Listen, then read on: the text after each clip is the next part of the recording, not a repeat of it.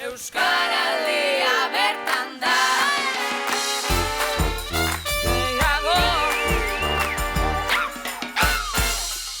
Andu Martina Herriperto naiz, Aralar ikastetxeko zuzendaria.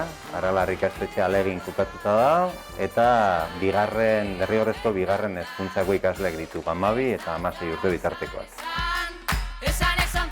Ikastetxeok euskararen suspertze eta erabilera bultzatze horretan funtsezko erakunde gehala, eta iruditze egun guk ere gure aportazio egin behar gendula kasu horretan.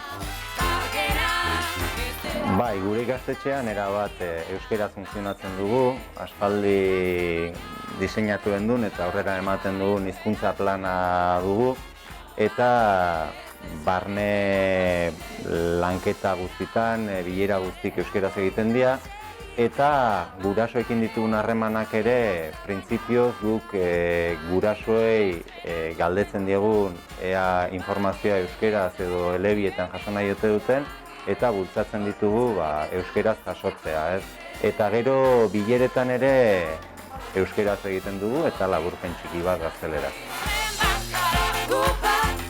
Gure eskolara atzerritik ikasle kopuru nahikotxo iritsi zaizkigu, eta batzuk euskara hobetu arren eta euskara menperatzen jun arren gazteleraz hitz egiteko joera izaten dute, ez? Eta nik uste kontzientziazio horretan bai egin behar dugula pauso bat aurrera, ez?